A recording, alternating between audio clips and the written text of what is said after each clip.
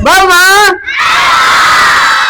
Sip, luar biasa. Anak-anak yang hebat, pada pagi hari ini cuacanya cukup mendukung. Alhamdulillah ya, tidak hujan, tidak panas.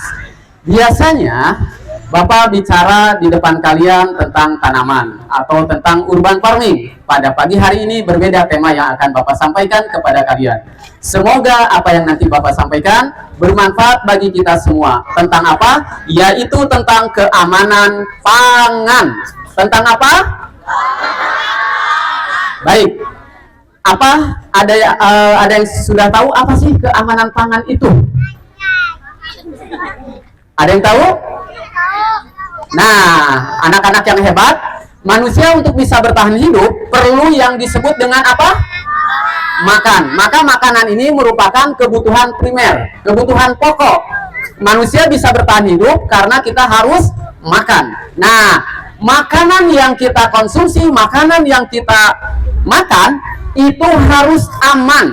Nah, di dalam surat Al-Baqarah ayat 168 dikatakan Allah berfirman yang isinya bahwa makanlah makanan yang halal lagi baik. Nah, jadi selain halal tentu pastikan sebagai orang muslim ya, yaitu halal dan tentunya baik juga.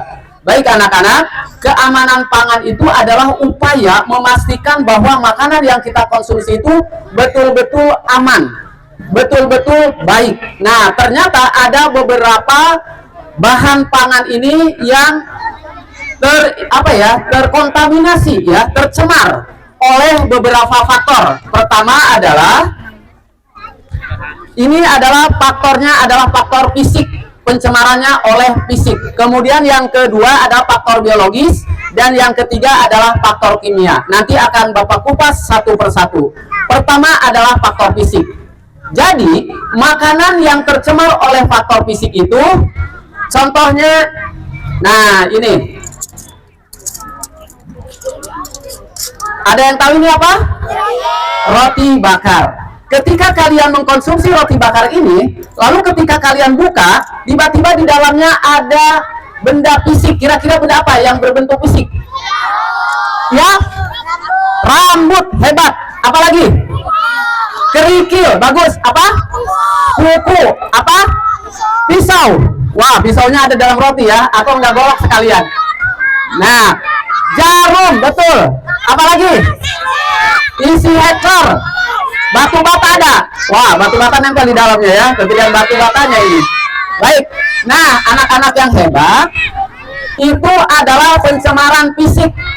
Jadi pastikan ketika kalian mengkonsumsi makanan itu harus terhindar dari benda-benda fisik yang tadi Bapak katakan. Maka kalian perhatikan ibu kantinnya, perhatikan penjualnya, apakah dia menyajikan makanan itu betul-betul terhindar tidak dari faktor fisik. Seperti tadi ya, kuku. Bahkan ada satu yang kalian terlewat, yaitu debu. Partikel debu ini mudah terbang oleh angin, kemudian tidak terlihat kasat mata, kecuali debunya nempelnya banyak sekali gitu ya, 1 kilo misal, baru terlihat tuh. Tapi debu ini partikel yang cukup kecil, bisa terbawa oleh angin lalu nempel. Kalian makan tuh roti, rasanya roti saat itu. Besok perut mulai protes karena dia merasa sakit.